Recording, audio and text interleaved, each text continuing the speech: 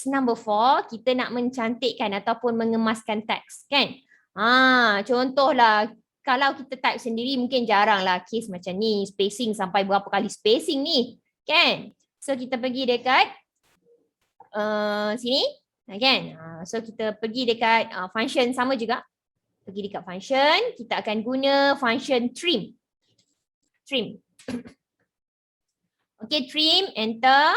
Kita ambil trim ni. Okay.